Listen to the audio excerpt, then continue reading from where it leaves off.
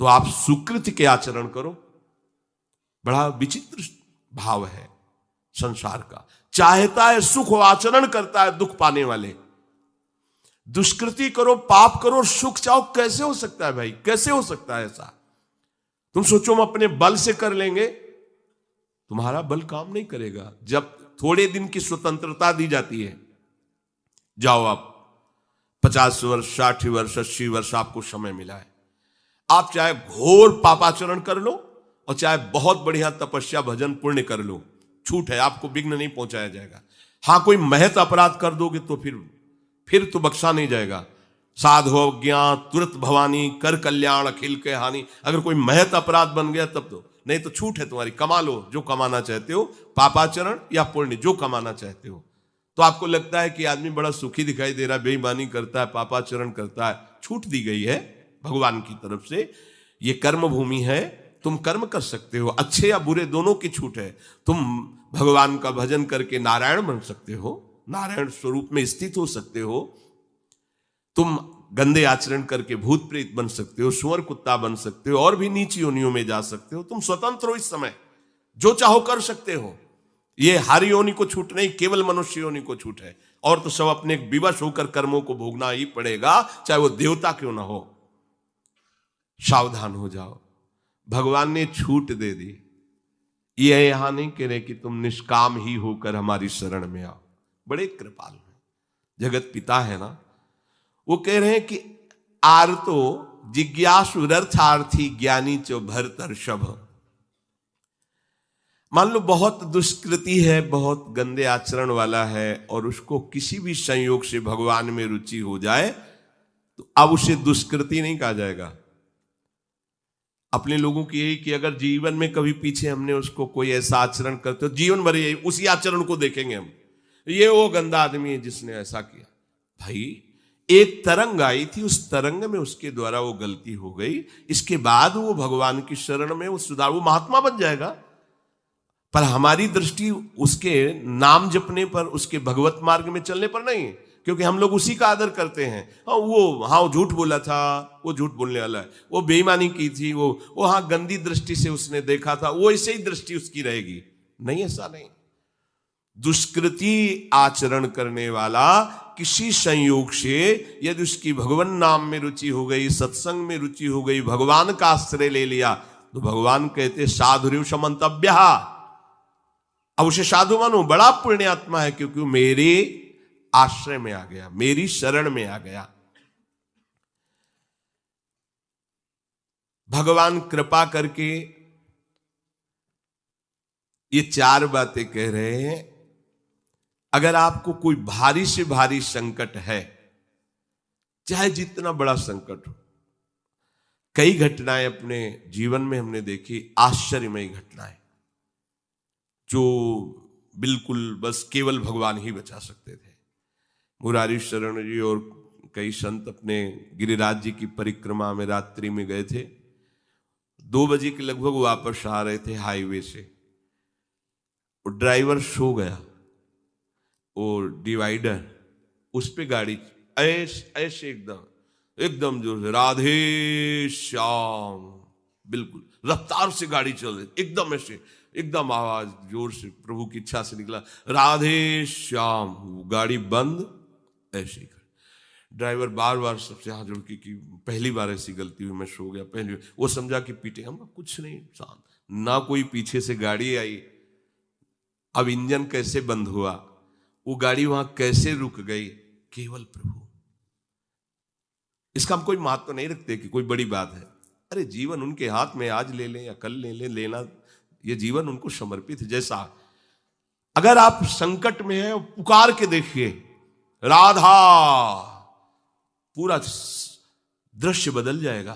पुकार के तो देखिए, पर बिना अपनापन हुए पुकार नहीं सकते आप उस समय। अरे दैया रे, ऐसे आएगा, राधा नहीं निकले, अरे बाप रे, ऐसे आएगा, राधा नहीं निकलेगा, क्योंकि तुम्हारे दैया और बाप है ना।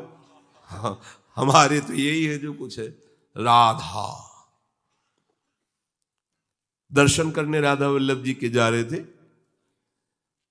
शराब पिए मोटरसाइकिल से, उधर से कोई आ रहा था, हमारे दोनों पैरों के बीच में पहिया, मोटरसाइकिल रफ्तार से हुआ था, बस ऐसे अब आगे हाथ रख ही जाएगा जब वो ऐसे, वो जो खोपड़ी सी होती मोटरसाइकिल ऐसे, श्री राधा ऐसे बंद।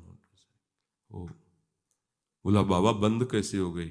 हम कहा भैया बंद ना हो जाती तो हमें बंद कर देते। तो बोले बाबा हम शराब पिए थे तो हमसे संभली। हम कहा हम कुछ नहीं कह रहे, आप जाइए। बोले हमें तो आश्चर्य कि बंद कैसे हो गई। तो हम कहा हम जिनकी शरण में हो कर तुम अन्यथा कर तुम सर्व समर्थ है।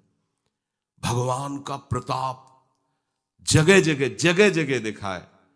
मतलब कैसे हम तुम्हें बताएं।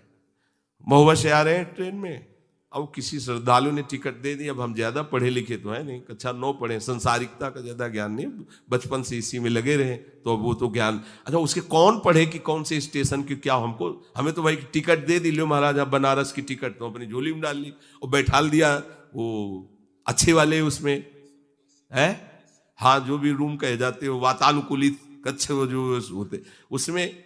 हम तो क्या हमारे पास टिकट है, और आए वो जांच वाले टिकट, हम बड़े गर्व से लिखा होगा ये टिकट है भाई।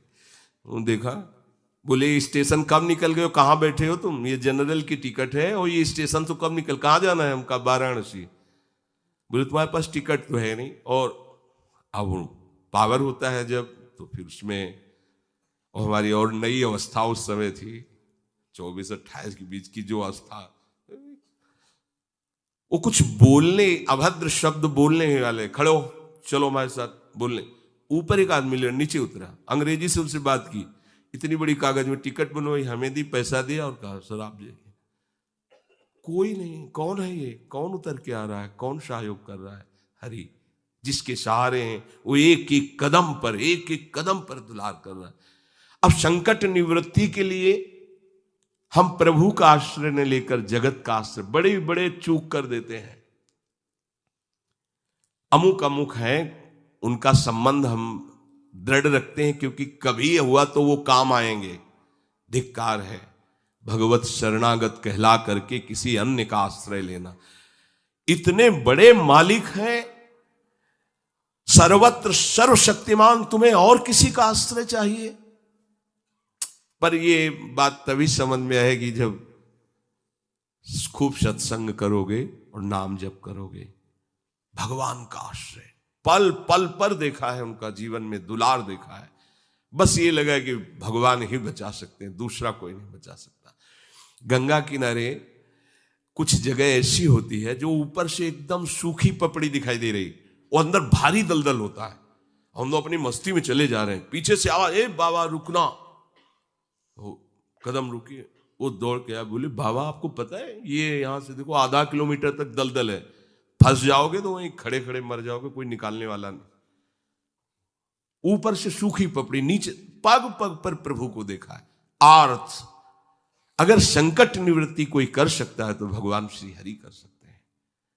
आप उनका आश्रय, भगवान उसको अपना कर के कहते हैं बड़ा उदार है, उसने मेरी शरण ली। उदार, जैसे बच्चा दौड़कर घर आ जाए, माँ की गोद में बैठ जाए तो माँ क्या कहती है? बहुत दुलार करती है। ऐसे दुलार करते हुए उस मनुष्य को भगवान करे ये बड़ा उदार है, बड़ा सुकृति है, इसने दुख निवृत्ति के लिए मेरा आश्रय लिया।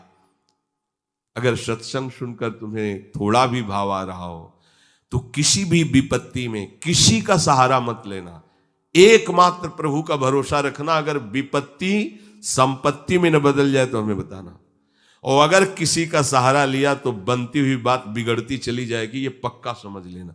आपको लगेगा कि उनका फोन नंबर कर दें तो एक फोन में सारी बात संभल जाएगी, नहीं भाई, ये लोकवत थोड़ा संभलता नजर आएगा, लेकिन वो बात बिगड़ जाएगी जिससे सारी बात बननी नहीं। बने तो रघुबर ते बने और बिगड़े तो भरपूर, बिगड़ जाने दो।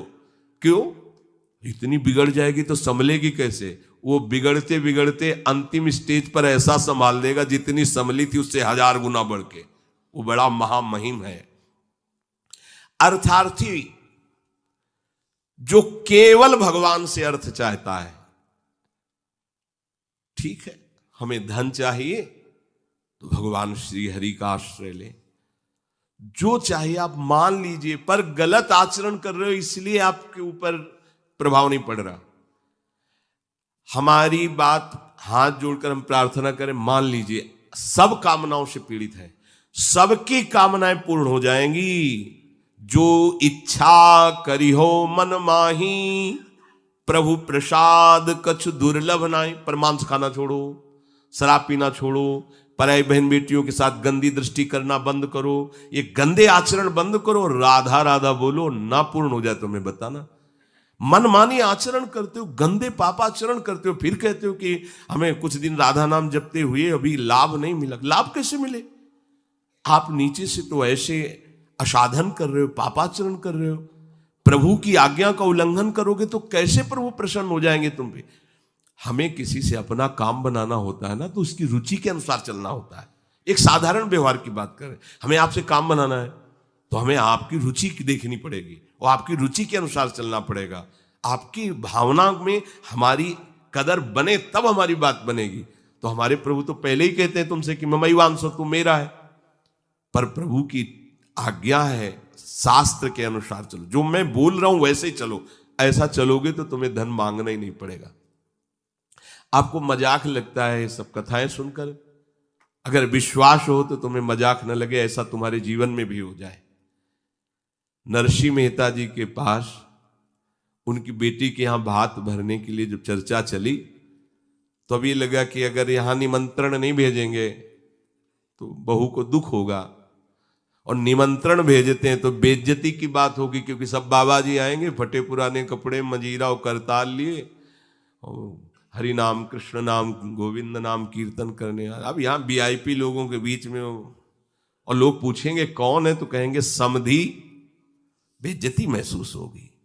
धनाभिमानियों को ये रहता है कि ये तो भिखारी हैं, बाबा जी हैं, इनके सामने क्या बेइज्जती नहीं। तो बोले इतना लिख दो कि वो आएंगे ही नहीं, इतना पर्चा में भात का सामग्री लिख दो कि वो आएंगे ही नहीं। ये बात जमे कि निमंत्रण भी हो जाएगा और नहीं आए तो बेटी भी, जो बहू है वो भी नाराज नहीं होगी, भाई निमंत्रण तो गया है, पूरा लिख दिया। नरसिंह मेहता जी के पास पत्र गया, उन्होंने देखा, जाके ठाकुर जी के चरण, महाराज, क्योंकि भगवान की सिवा कोई आश्रय है नहीं। तैयारी की गाड़ी में, तो अब वहां 10-5 तो संत महात्मा कीर्तन, पूरी मंडली भगवत कीर्तन कर, गाड़ी में बैठ के, अब नरसिंह जी के सिवा उनका कोई था नहीं, और नरसिंह जी की हरि आश्रय। अब जहां नरसिंह जी वहीं, मान लो अपने लोग चलेंगे तो पूरे चलेंगे, जहां चलेंगे। अब कीर्तन करते हुए ऐसा भात भरा था ठाकुर जी ने कि भूतो न भविष्यति, स्वर्ण की वर्षा हुई थी, लिखा है स्वर्ण की वर्षा हुई थी।